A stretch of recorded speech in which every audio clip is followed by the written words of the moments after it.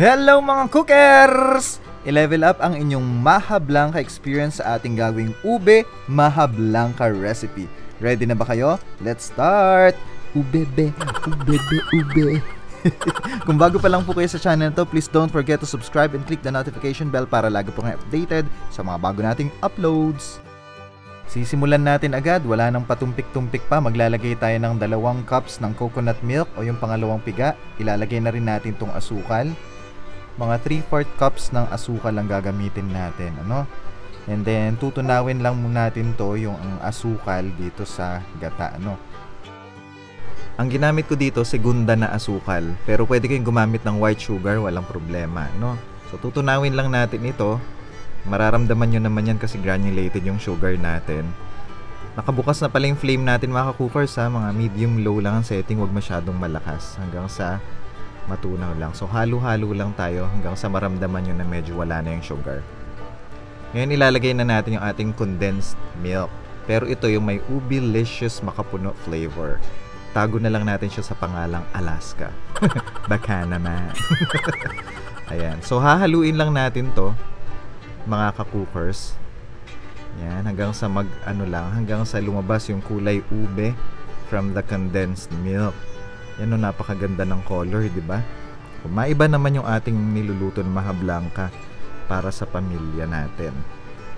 You can always experiment kapag meron tayong bagong product na nakita. Pwede nating itry yan pa, tapos subukan natin sa mga niluluto natin. Okay, so haluin lang natin ng haluin ito hanggang sa mahilo siya. Hanggang sa matunaw lahat yung asukal. Ngayon ilalagay na natin yung cream corn. Isang lata rin ito. Ayan. Pero kung gusto niyo yung corn kernels, yung mga buo-buong mais, pwede niyo rin pong gamitin yun, ano? Kaya lang mas prefer ko yung yung medyo durog na. So ito hihintayin lang natin siya na kumulo. So depende po sa kalan na ginagamit niyo, mga 5 minutes to 8 minutes. Pag kumulo na, babalikan natin siya maya-maya. Okay, so iiwanan muna natin siya dyan. Habang hinihintay natin to na kumulo, gagawin muna natin yung isang mixture natin. So meron ako ditong 1.5 cup ng coconut cream. Yung coconut cream yung unang piga. Lalagyan natin ito ng 1 cup ng cornstarch. Yan. Hindi natin siya sinama kanina kasi gusto natin na wag magbuo-buo yung cornstarch doon sa niluluto natin. So isa-separate natin siya, no? Hahaluin lang natin ito hanggang sa mahilo uli yung cornstarch. Hanggang sa matunaw yung cornstarch. Yan. So siguraduhin natin na wala na yung buo-buo. Talagang nahalo natin ng maigi bago natin siya ilagay doon sa niluluto natin kapag kumulo na. Okay?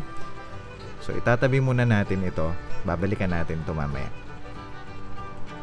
So kapag nag-start na siya na mag-boil, pwede na nating ilagay yung pinaghalo natin na kakanggata, yung unang piga at saka ng cornstarch. So ibibit muna natin bago ilagay, no, kasi baka magbuo-buo. Ayan, bago natin siya ibuhos ng dahan-dahan. Yan. Napakasimple lang nito mga ka-cookers. Kailangan nyo lang magtiyaga na maghalo. Ayan. So hahaluin natin siya. Kasi pagka kumulo na ito, mabilis na siyang lumapot. So kailangang bantayan nyo. Hindi nyo pwedeng iwanan ito mga ka-cookers. Kasi kailangan dapat lagi siyang hinahalo. Kailangan na dapat. Hindi dapat hinahalo siya. Hindi siya pwedeng iwanan. Hindi talaga maganda yung iniiwanan, di ba? Pinapaikot nyo lang tapos iiwanan nyo lang din pala. Ano daw?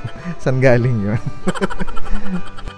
Siya nga po pala, kung kayo ay nanonood naman ngayon sa Facebook, pakiclick naman po yung follow at saka pakilike na rin po ang video na to para lagi po tayong magkikita kapag meron kaming mga bagong uploads.